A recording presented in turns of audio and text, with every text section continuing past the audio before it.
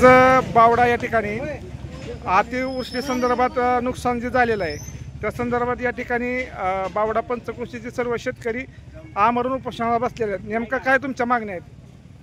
आम्ही दिनांक 7/11/2025 रोजी इंदापूर तहसीलदार यांना आम्ही निवेदन दिलं होतं की जे आमचे 590 शेतकऱ्यांना लाभ मिळाला आहे ते त्यांचं अभिनंदन पण केलं आणि जे आमचे उर्वरित 280 शेतकरी अर्ज देऊन देखील अपात्र केले, कुठल्या निकषाच्या आधारे तुम्ही अपात्र केले आणि त्यांना नुकसान भरपाई मिळावी या मागणीसाठी आम्ही आजपासून आमरण उपोषण या ठिकाणी करत आहोत। आणि आता या ठिकाणी भाऊसाहेबांकडून आम्हाला उडवाउडवीची उत्तरं दिली जात आहेत, पण जोपर्यंत आमच्या शेतकऱ्यांना न्याय मिळत नाही तोपर्यंत आम्ही आमरण उपोषण सोडणार नाही।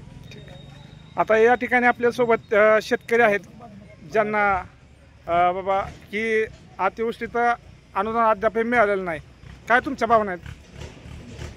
तलाठी भाऊसाहेबांनी माझा पंचनामा इंदापूरमध्ये घेतला बर आणि ते यादीला नाव आलं नाही। मी त्यांना 590 लोकांची यादी प्रकाशित झाल्यानंतर मी त्यांना विचारणा केली, भाऊसाहेब मी स्वतः तुम्हाला पंचनामा दिला आणि तरी माझं यादीला नाव आलं नाही।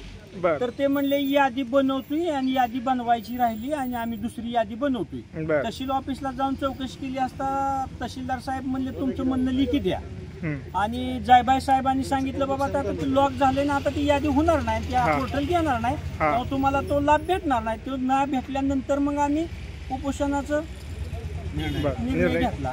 ठीक, आता तुमच्या मागण्या मान्य नाही झाल्या पुढचं आम्ही तो उपोषण बसणार आमरण आणि उठणार नाही। आमच्या मागण्या स्वतः तहसीलदार येऊन आम्हाला निवेदन देत नाही तोपर्यंत आम्ही इथून उठणार नाही। ठीक आहे, या ठिकाणी आपल्यासोबतचे ज्येष्ठ सामाजिक कार्यकर्ते पंडितबाबा पाटील आहेत। नेमका आबा तुमच्या काय मागण्या आहेत?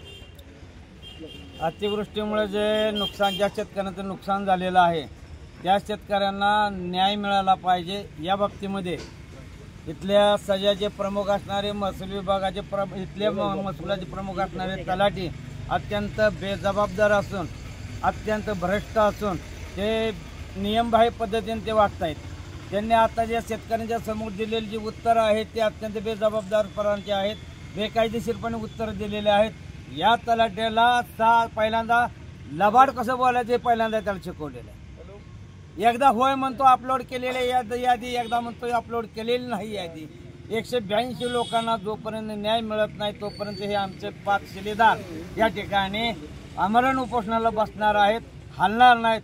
उद्या जर याची दखल घेतली नाही तर शेतकरी संघर्ष समिती असेल, सर्वजण आमचे शेतकरी असतील ते उद्या ज्याला रस्त्यावरती येतील, रस्ता या ठिकाणी रोखला जाईल याची तहसीलदारनी दखल घेतली पाहिजे। तलाठी साहेब म्हणतात माझ्यावरती लावलेले सगळे आरोप खोटे आहेत, मी कुणाचा 1 रुपया घेतलेला नाही आणि शेतकऱ्यांच्या बांधावर जाऊन पंचनामा केलेला आहे आणि शेतकऱ्यांच्याच काही कागदपत्रामध्ये त्रुट्या लागल्यामुळे त्यांना अनुदान मिळालेलं नाही। आपण केलेलं पाप जे आहे ते दुसऱ्यावर ढकलण्यात हे निष्णात आहेत, तरबेज आहेत, त्यांचं याला पारितोषिक दिलं पाहिजे।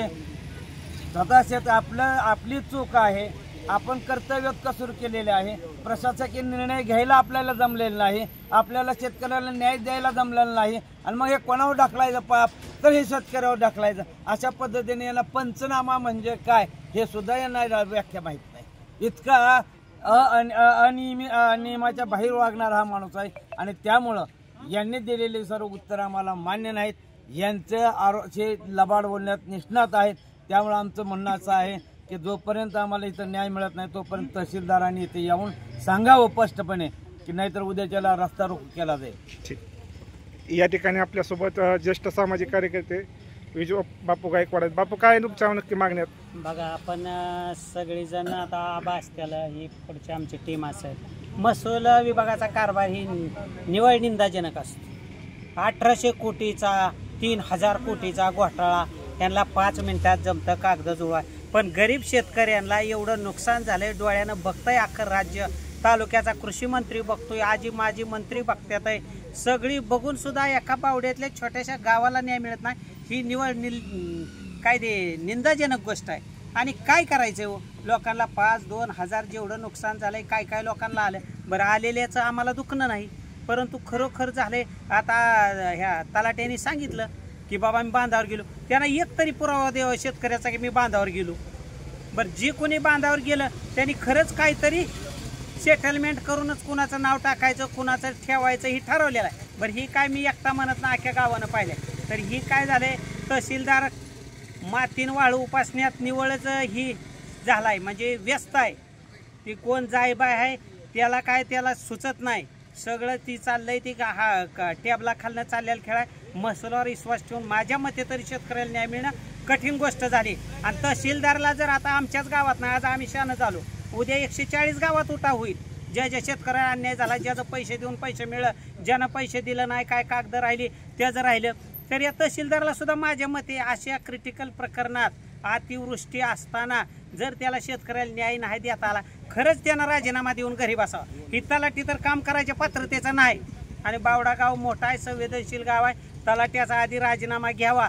आणि माझ्या मते खरंच तलाट्यावर जी कोणी सहाय्यक आहे ते फौजदारी स्वरूपाचा गुन्हा दाखल झाला पाहिजे. त्याशिवाय इथली यंत्रणा हलणार नाही. गेल्या काही दिवसापासून या बावडा भागातून सातत्याने मातीची ट्रक जात आहे, तो मोठ्या प्रमाणात उपसा होत आहे. आता मग अशी तलाठी कार्यालयासमोर ट्रक गेला, या संदर्भात त्यांना विचारणा केली असता ते म्हणतात कुठंही मातीचं उत्खनन होत नाही.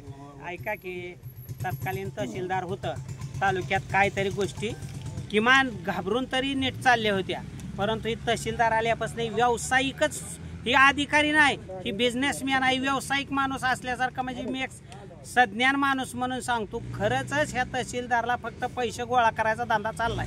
ह्या जर सकाळी ऑफिसला कुलूप आणि संध्याकाळी ह्याचं कारनामं चालू आहे, तर खरंच अगदी बावडाच्या वतीनं या तहसीलदारला आमच्या या बावड्याच्या प्रकरणात खुर्चीवर बसण्याचा अधिकारच नाही. आणि त्यानं जर शहाणा असला, सजग नागरिक असला आणि कुठल्या चांगल्या खात्यात आला असला, त्यानं चांगल्या मताने राजीनामा द्यावा.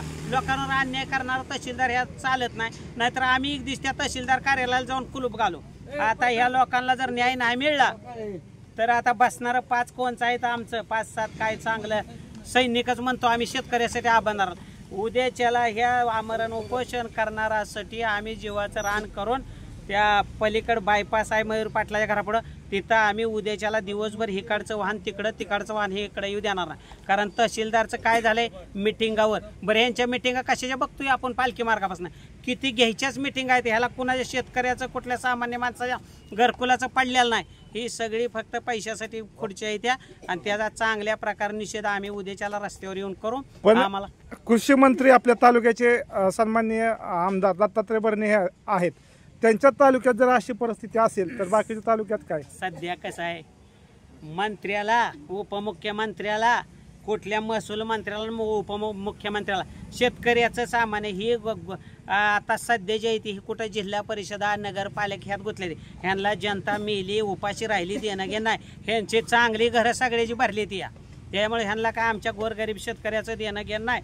आणि अशा स्वतःच्या तालुक्यात जर ही परिस्थिती असली, राजकारण नाही तरी त्यांनी सुद्धा काहीतरी नैतिकता म्हणून किमान त्या प्रांताला तहसीलदारला सूचना करावी, ही बाप का तुझं वराटत्यात आहे म्हणून किमान आम्हाला न्याय मिळावा. आणि आम्हाला न्याय जर द्यायची ताकद नसली कृषी मंत्र्याच्यात, राज्याचा कृषी मंत्री बारकपद नसतंय, तर त्यांनी किमान मनाची नाही जनाची टाकून त्या वरिष्ठांना काहीतरी आदेश करून आमच्यासारखा अजून तालुक्यात कुणावर अन्याय झाला असला त्यांना सुद्धा न्याय देण्याची भूमिका घ्यावी, तर एक कृषी मंत्री म्हणून पद भूषवण्याचा अधिकार आहे. ठीक आहे. साधारणतः बावड्यामध्ये किती शेतकरी आहेत की त्यांना अनुदान मिळालेलं आहे? तसं अर्ध गाव नदीच्या कडेचं असेल किंवा ह्या शेटपळ तलावाचं पाणी 2 महिने वाहत होतं. खरोखरच लोकांची आज कोणाच्या मगाशी कोणी तर सांगितलं मला की बाबा त्यांची मका काढाय आली नाही, ती कणसं गळून पडली. प्रशासन झोपतं का? बरं, आज मुख्यमंत्री कृषी मंत्र्याचं स्टेटमेंट आहे की सरसकट पंचनामे करा, लोकांवर अन्याय झाला, शेतकरी उघड्यावर आला नाही पाहिजे. आणि तुमच्या गावात तुमच्या तालुक्यात जर ही अवस्था असली तर अगदी निंदाजनक, म्हणजे काय न म्हणण्यासारखं. आता शेवटचा एक प्रश्न आहे माझा, आता जे शेतकऱ्यांचे पंचनामे केले गेले आहेत ह्याच्यामध्ये आर्थिक देवाणघेवाण झालेली आहे. एका शेतकऱ्याकडून अशी शेतकऱ्यांची खाजगी चर्चा आहे की आम्ही तलाट्याला 1000 ते 500 रुपये दिलेले, असं शेतकऱ्यांचं म्हणणं आहे. या संदर्भात तुम्ही काय सांगू शकता? 100% पैशाशिवाय कागद हलवतच नाही ती. आणि 500-1000 तुम्ही कमी आकडे सांगितलं, मगाशी लोकांनी सांगितलं ज्या नावावर 7-12 नाही त्याचं सुद्धा 2-2 हजार घेऊन त्याला 20-20 हजार रुपयाच्या ह्यांनी काय द्यायचं ही केलेलं आहे. तर खरंच सांगतो, खरंच कारवाई व्हावी. गावचा ज्याला जमीन नाही त्याच्या नावावर त्याच्या नावावर पैसे आले तर पैसे घेऊन म्हणजे आपल्या भागात असेल आजूबाजूच्या गावात सुद्धा हीच झाले.